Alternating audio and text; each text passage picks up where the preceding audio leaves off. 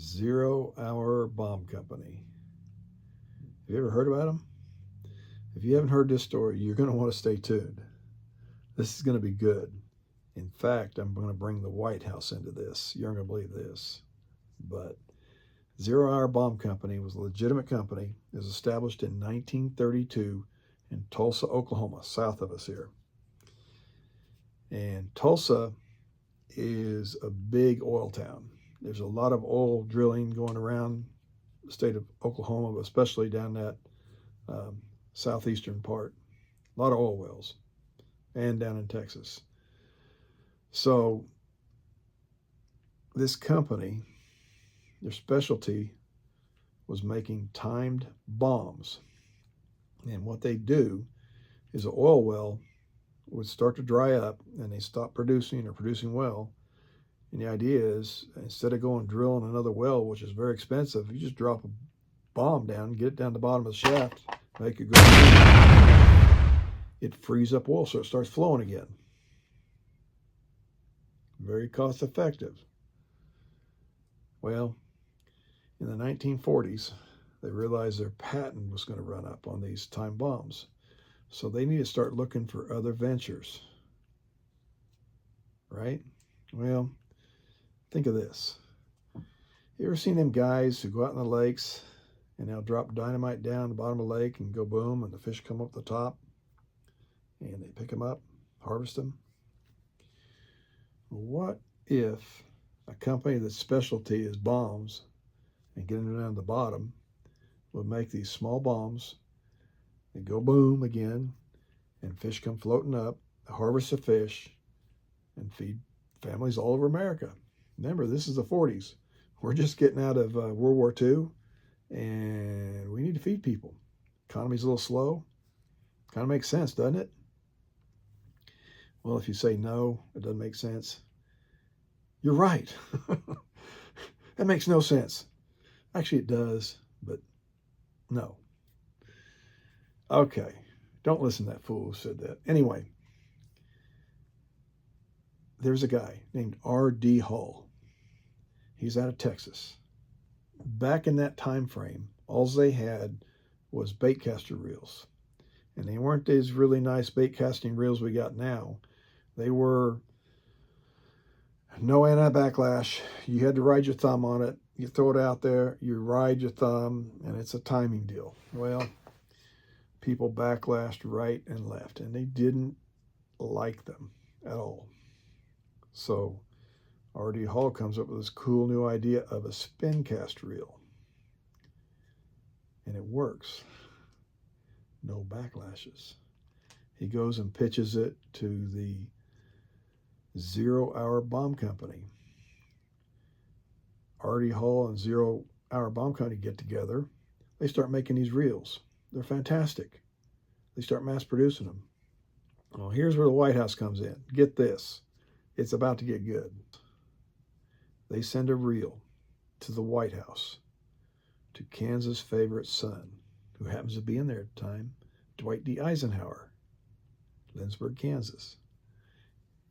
They send this box to the White House, and the return address says, Zero Hour Bomb Company.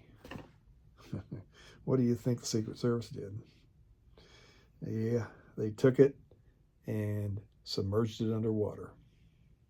Yeah, I think they about gave birth. You get the bomb guys come out, take it apart, find out it's a fishing reel. Well, Dwight loved the reel, by the way. Well, shortly after that, Zero Hour Bomb Company decided to change their name. Can't imagine why. They changed it. Get this. You're going to like this. Zero, Z-E, Bomb, B, Company, C-O. Get it? Z-E-B-C-O. Zebco. Yeah.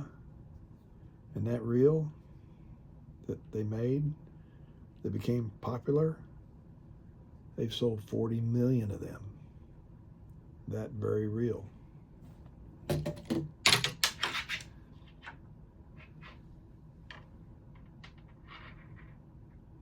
Yeah, that's it. And they're still making a version of it today. Well, here's the kicker. Spincast reels. That's a Spincast reel. Okay, it's enclosed.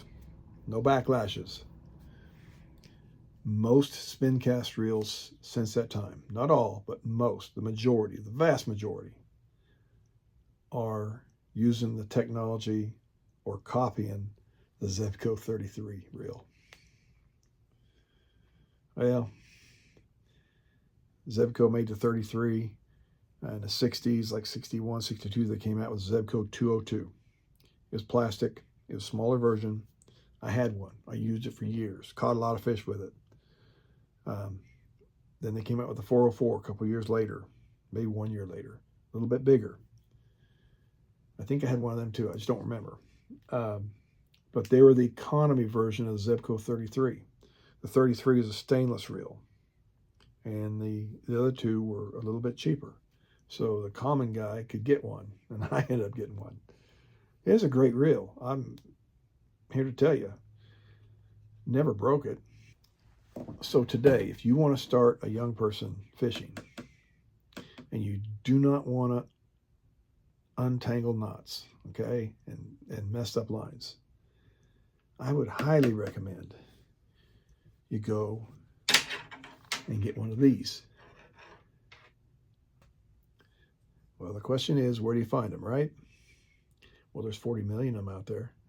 Shouldn't be hard, should it? Go to garage sales. Go to yard sales. Go to estate sales. They're everywhere. I'm telling you. eBay. I was looking at eBay the other day. There was a guy who had 20 fishing reels that he parted out, and he had all the parts sitting there. It's like 20 bucks. eBay's got them on it. They'll sell 2 or 3 at a time. Reasonable. Garage sales. You can take these things apart, clean them up, oil them up. There's videos on YouTube how to do it. It's really not that hard. But the most important thing you do is put fresh, quality line on them. Go get you some trilene, or get you some strand, or don't buy the cheap stuff. Get at least that middle of the road, like the strand or trilene, and put it on there. Do yourself a favor and do that if you do not want to untangle lines with the kids. What you don't want to do is start a young person on a spinning reel. You're not going to get any fishing done. You're going to be taking out tangles. Trust me, I know. Well, if you don't appreciate me not telling the complete truth, the whole truth, and nothing but the truth, send me a comment. Go ahead. I got broad shoulders. But while you're down there, hit that button that says subscribe. Trust me, it's not going to blow up, okay, when you press it. But go ahead, subscribe. Send me a comment. I appreciate it. We'll see you guys on the next one, okay? Tight lines.